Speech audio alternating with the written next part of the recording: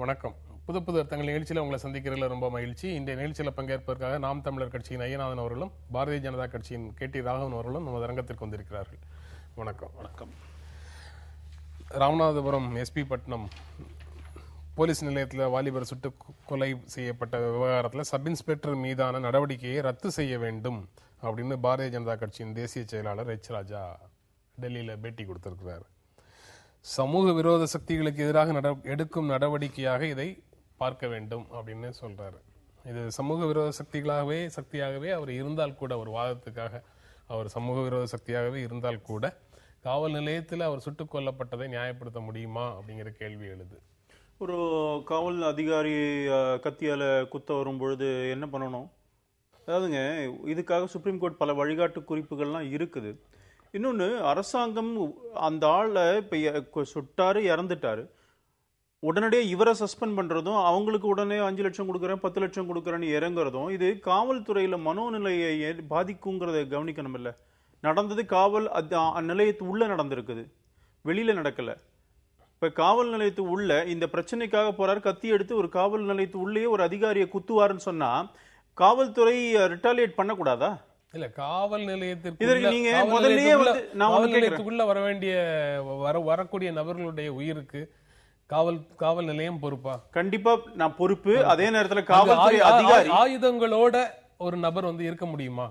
இல்லங்க, அதுதான பிரச்சனை. இப்போ எத்தனையோ பேர் காவல் நிலையத்துல வராங்க போறாங்க. ஒரு நாளைக்கு இவர் கத்தி எடுத்து குத்தும் பொழுது அந்த சப் இன்ஸ்பெக்டர் தற்காப்புக்காக செய்வது, நான் என்ன சொல்றேன், இதை விசாரிங்கன்னு சொல்லுங்க, நியாயம் இல்லைன்னு சொல்ல. உடனே அவரை சஸ்பெண்ட் பண்றதும், இவர் என்னமோ தியாகி மாதிரி, இவருக்கு இவ்வளவு தூரம் அரசாங்கம், முதலமைச்சர்ல ஆரம்பிச்சு அரசாங்கம், எதிர்கட்சி அத்தனை கட்சியும் சேர்ந்து வரிஞ்சு கட்டுறதும், அப்ப காவல்துறை அதிகாரிகள் எப்படி சுயமாக செயல்பட முடியும் என்பதை பார்க்கணும். இல்ல, சட்டம் ஒழுங்கை பாதுகாக்க வேண்டிய காவல்துறை. இந்த நபர் பேர்ல ஏற்கனவே பல வழக்குகள் இருக்கிறது.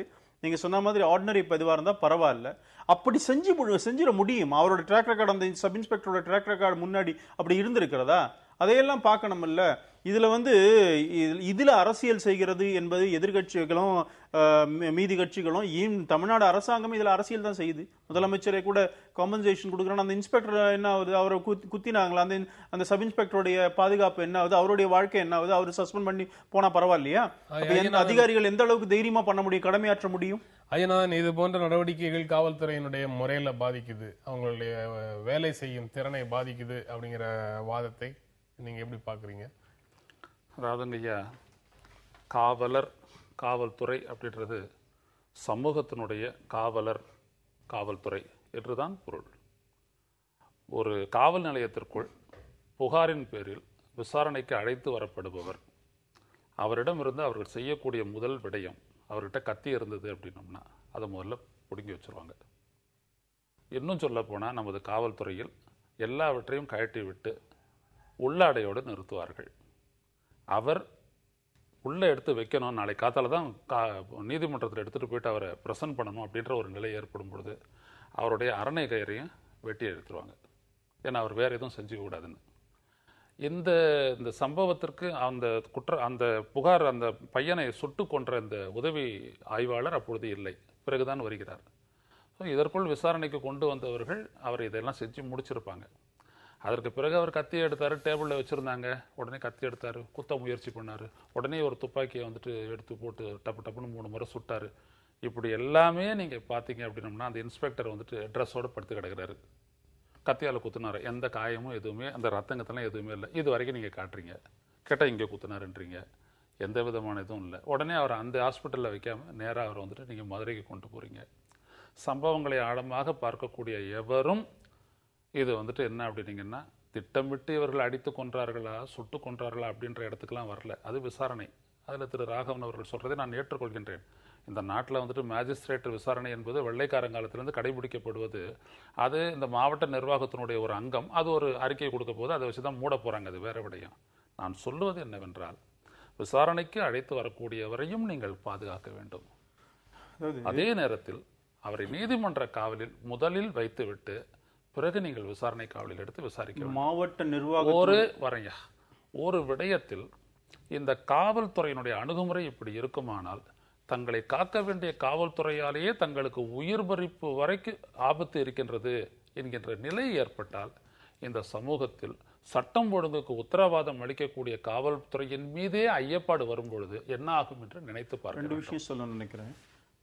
மக்களை காப்பாற்ற வேண்டிய காவல்துறைக்கே பாதுகாப்பு இல்லை என்று சொன்னால் அந்த இடத்துல மக்கள் எவ்வளவு அச்சத்துல இருப்பாங்கன்னு நம்ம பார்க்கணும். ஒண்ணு. இன்னொரு, மேஜிஸ்ட்ரேட்டுங்கிறது அந்த மாவட்டத்தினுடைய நிர்வாகத்து உள்ளவர் எப்படி மூட போறாங்கன்னு தெரியும்னு பேசுறார். இதெல்லாம் வந்துங்க ரொம்ப தவறான. விசாரணைக்கு உத்தரவிட்டிருக்கிறாங்க, விசாரணை நடக்கட்டும், அப்புறம் யார் குற்றவாளியோ நடவடிக்கை எடுக்கட்டும், அது வேற விஷயம்.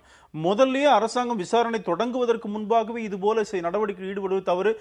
மரியாதைக்குரிய திரு ஐயநாதன் சொல்றாரு, இப்படி உட்பட்டது மேஜிஸ்ட்ரேட்டும் நிர்வாகத்துக்கு உட்பட்டது எப்படி மூடுவாங்கன்னு தெரியும்னா இது என்ன ஒரு அரசாங்கத்தின் மீது நடவடிக்கை, இது காவல்துறை மீதோ அரசாங்கத்தின் மீதோ அந்த விசாரணை மீதோ நம்பிக்கை இல்லைன்ற மேஜிஸ்ட்ரேட்டும் ஒரு நீதிபதி தானே, அவர் நீதி தவறிதான் இருப்பாருன்னு நீங்க எப்படி முதல்ல இன்ஃபார்ம் பண்றீங்க? நீங்க அப்படித்தான் எடுப்பாருன்னு சொல்றீங்க நீங்க. வரராகவன் பதில் சொல்றேன்.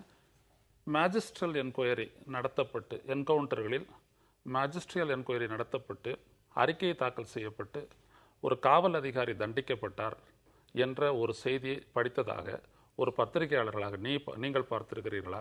ஒரு அரசியல்வாதியாக வழக்கறிஞராக இருக்கும் இவர் பார்த்திருக்கின்றார். ஒரு நீதிமன்றத்தில் இந்த கருத்து ஒரே விஷயத்தை சொல்லி முடிச்சற சொல்லிடுங்க. ஏதாவது ஒரு புள்ளியில நீங்க இந்த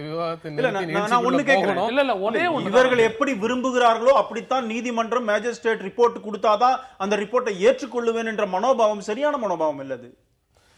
மனோபாவம் அல்ல, உண்மையை நாடப்பட்டு அதை நிலைநிறுத்தப்பட்டிருக்கிறதா என்பதுதான் இங்கே விடயம். இதை அரசியல் பார்வையுடன் பார்த்து திரு ராஜா அவர்கள் இந்த அறிக்கையை கொடுத்திருக்கிறார்கள். மீதி தலைவர்கள் அறிக்கை கொடுத்தாங்களா? ஆனால் அங்கே மனிதாபிமானம் இருந்தது, ஒரு கவலை இருந்தது. ஆனால் அதில் இல்லை. அதை ஹிந்து தலைவர்கள் எத்தனையோ பேர் கொண்டாங்களே, அப்பெல்லாம் வந்து காம்பன்சேஷன் அப்பன்னா ஒரு அறிக்கை உங்ககிட்ட இருந்தெல்லாம் வரலையே, பரவாயில்லையா? எத்தனை தலைவர்கள் அறிக்கை கொடுத்தாங்க? இங்கே அமர்ந்திருக்கக்கூடிய கட்சியை சேர்ந்த நாம் தமிழர் எங்களுடைய தலைமை ஒருங்கிணைப்பாளர் சீமான் அறிக்கை அளித்தார்.